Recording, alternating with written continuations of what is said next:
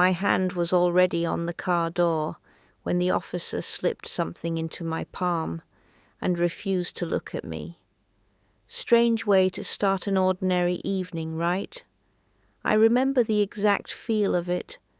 The cold metal of the handle under my fingers, the faint hum of the parking lot lights overhead, and that creeping sense that something wasn't quite right. My name is Eudora Vance. I'm 72 years old, and I've lived long enough to know the difference between nerves and instinct. This wasn't nerves. Before we continue, please hit the like button, subscribe to the channel, and turn on the notification bell for updates. It was dusk outside Halbrook Market, the kind of grey-blue light that makes everything look flatter than it really is. My old sedan sat exactly where I left it, parked under a flickering lamp that buzzed like it was struggling to stay alive. I had my groceries in one hand, purse on my shoulder, keys already between my fingers. Normal, routine, safe. Then he appeared. Officer Calix Rowan, mid-30s maybe, uniform crisp, posture straight, but something about him felt off. Not sloppy, not nervous, controlled, too controlled. He walked toward me like he had a purpose but didn't want anyone else to notice it. He stepped in close, closer than necessary. "Ma'am," he muttered, barely above a whisper. And then, without breaking stride, he pressed a folded piece of paper into my hand. No explanation, no eye contact. He just kept walking. Now let me ask you something. If a police officer does that to you, do you ignore it? Do you laugh it off? Or do you feel that quiet drop in your stomach? The one that tells you something is very, very wrong. I turned the paper over in my palm, suddenly aware of how loud the world had become. The buzz of the lights, the distant rumble of a car engine, even my own breathing sounded too sharp. I unfolded it. 5 words, written fast, messy, urgent. "Don't get in. Walk away. Now." My chest tightened so quickly it felt like my heart had missed a step. I looked up. Officer Rowan had reached his cruiser now. He stood beside it, one hand near his radio, but he wasn't speaking into it. He was watching me, not obviously, just enough. I met his eyes, and that's when he gave the smallest shake of his head. No. Not a suggestion. A warning. Suddenly the air changed. The parking lot didn't feel empty anymore. It felt staged, like I had walked into something already in motion. Slowly I removed my hand from the car door, took one step back, then another, and that's when I saw it. At first I told myself it was nothing, a trick of the light, a reflection in the glass, but reflections don't move, and they definitely don't blink. There was something inside my car, something waiting in the back seat.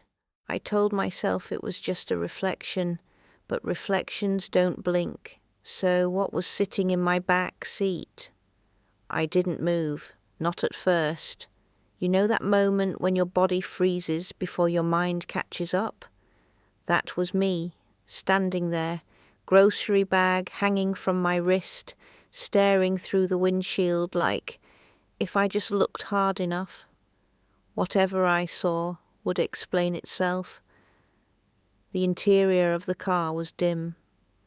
Shadows pooled in the corners, unstretching across the seats like they belonged there. My sedan wasn't new, but it was clean, predictable. I knew every crease, every stain.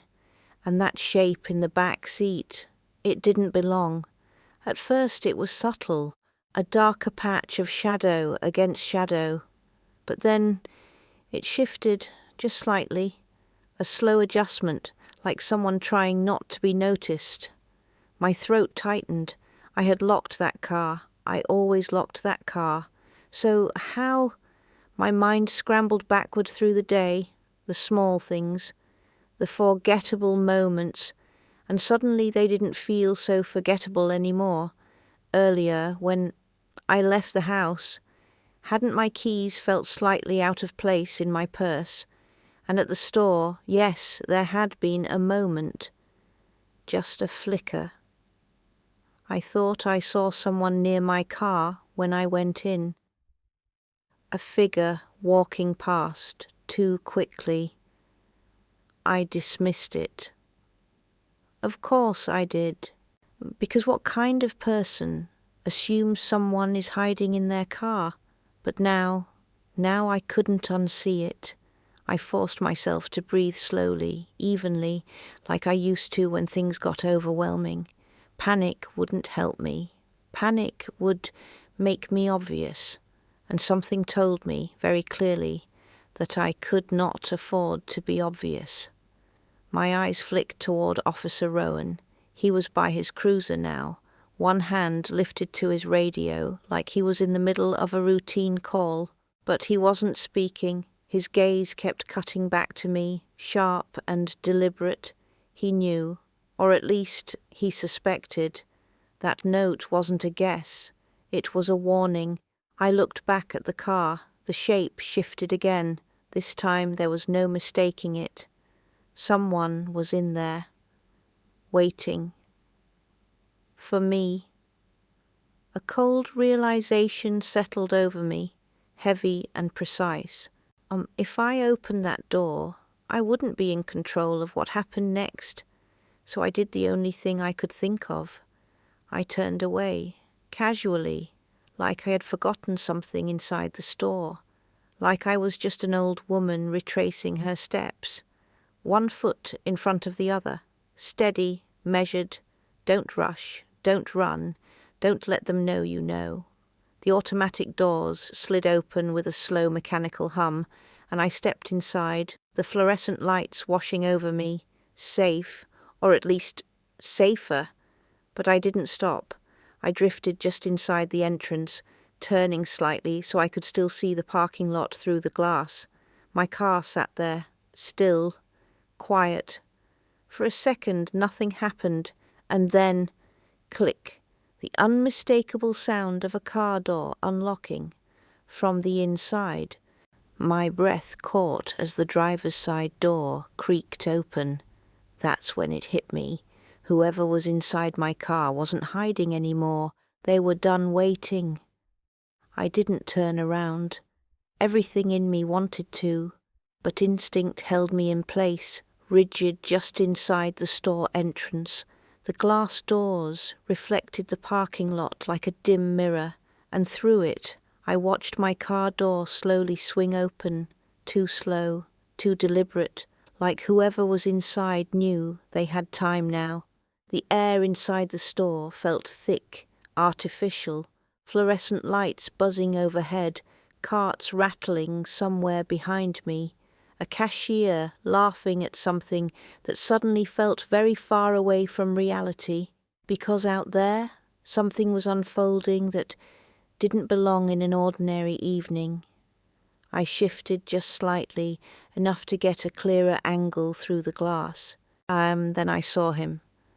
A man unfolded himself from the back seat of my car, not climbed out, unfolded, like he'd been cramped, waiting, coiled up, for the exact right moment. His clothes were wrinkled, dark, his movements quick but controlled, and then he lifted his head, and my stomach dropped. Icarus Vance, my grandson, 29 years old and already a lifetime of damage behind his eyes. Tell me something. What do you do when the person you fear is family? Because I knew that look. I had seen it weeks ago, standing in my doorway when I told him he couldn't stay with me, when I told him I wouldn't be dragged into whatever trouble followed him out of prison. He hadn't shouted, he hadn't argued, he just smiled, thin, cold. You'll regret shutting me out. And now here he was, in my car, waiting For me. I felt something twist inside my chest, not just fear, something sharper, realization. This wasn't a coincidence, this was planned. Outside, Icarus scanned the lot quickly, his movements sharp, searching, looking for me, looking for the moment I should have been stepping into that driver's seat. Behind him, Officer Rowan moved, and just like that the tension snapped. The officer stepped away from his cruiser, pace quick, no more pretending. His hand came up to his radio, voice sharp now, urgent, commanding. "Icarus, step away from the vehicle." The name cut through the air. Icarus froze for half a second, then turned, their eyes locked, and everything shifted. Icarus's hand moved, fast inside his jacket. My breath caught. What was he reaching for? A weapon, a trigger, something worse. Rowan shouted again, louder this time, closing the distance. I said step away, but Icarus didn't listen. Instead, he pulled something out. Metal, small, unclear, but wrong. Very wrong. And then, without warning, he bolted. Not toward me, not toward the store, but across the lot, sprinting hard, like he knew exactly where he was going. Another vehicle screeched into view from the far side, unmarked, fast, cutting him off before he could reach the exit. Officers poured out. Chaos erupted, shouting, movement, the sharp sound of bodies colliding as they took him down hard onto the pavement. I couldn't move, couldn't breathe, couldn't look away, and then, in the middle of it all, something slipped from Icarus's hand. It hit the ground, skidded across the asphalt, spinning once, twice, before coming to a stop directly beneath my car. A small device, no bigger than a paperback book, and on its surface, a single red light, blinking steadily. That blinking red light, it wasn't random. It was counting down, and my car was sitting right on top of it. For a moment, no one moved. Not me, not the people inside the store, not even the officers pinning Icarus to the ground. It was like the entire world paused, just long enough for that small, blinking light to become the only thing that mattered. Then everything exploded into motion.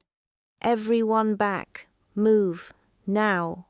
The shout tore through the parking lot, sharp and commanding. Officer Rowan's voice, and just like that, panic spread.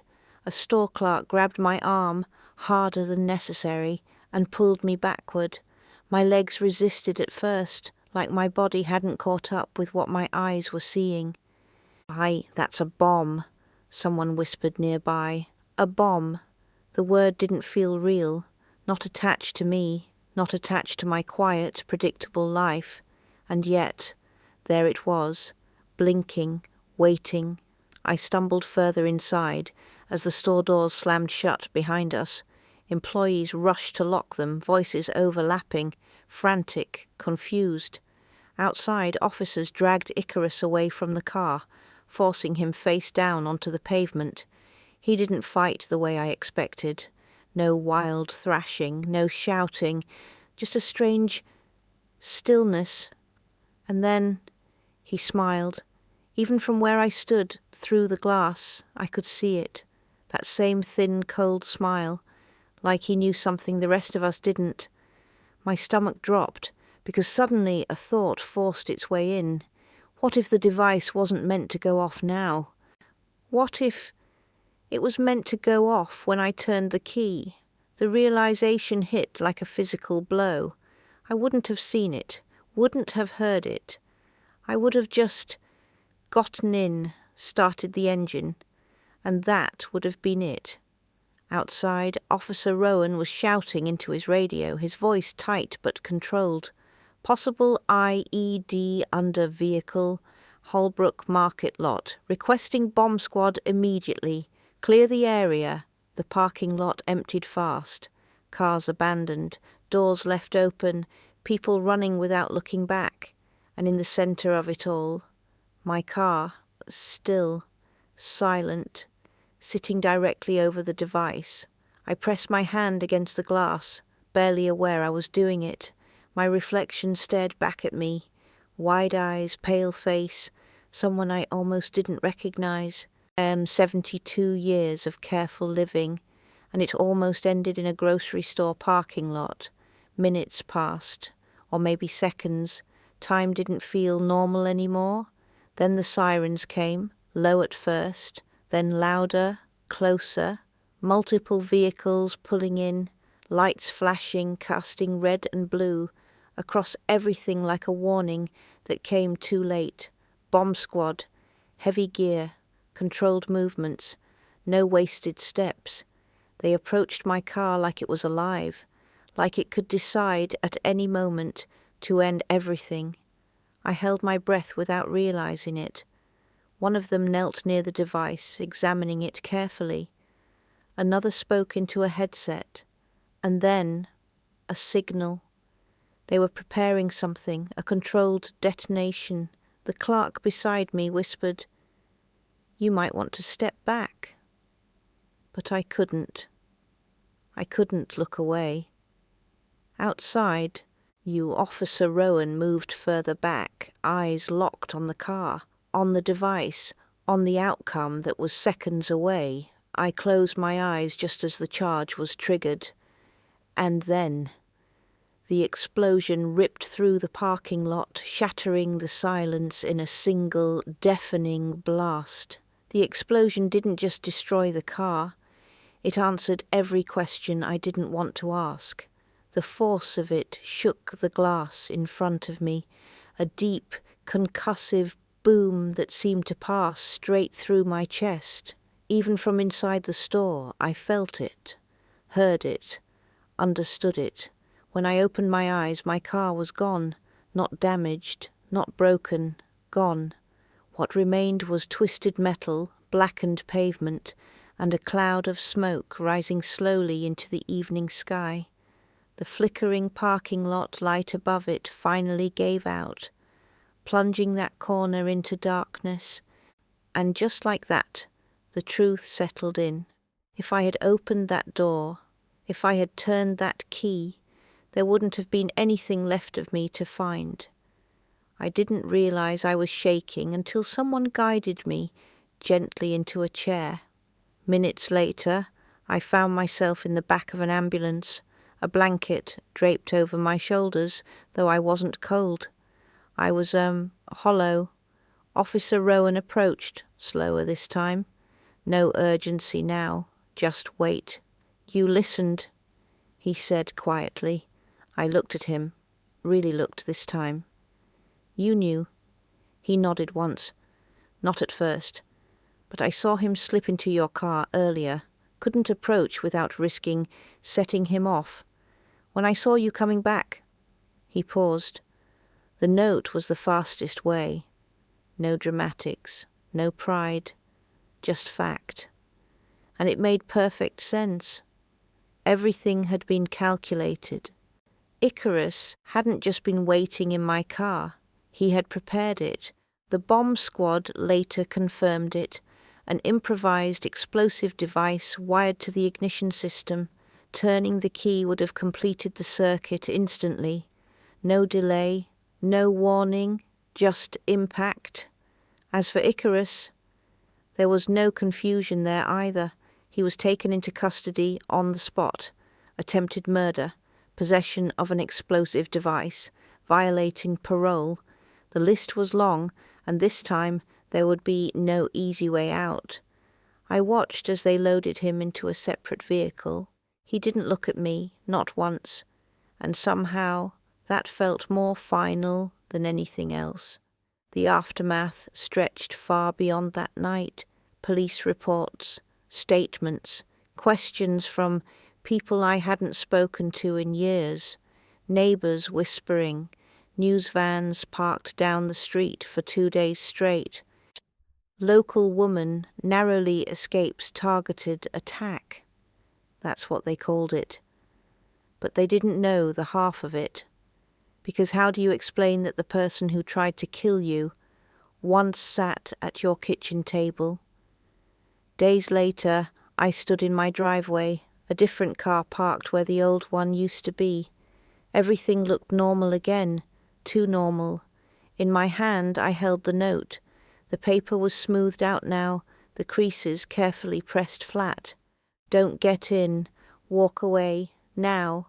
5 words. That was the distance between life and death. I folded it once more and slipped it into my coat pocket. Then I looked out at the quiet street, the same one I'd known for years. Nothing had changed, and yet everything had. I took a breath, steady, deliberate, and stepped forward, not hesitant, not afraid, just aware. Because sometimes survival isn't about fighting back. It's about recognizing the moment that matters and choosing not to open the door.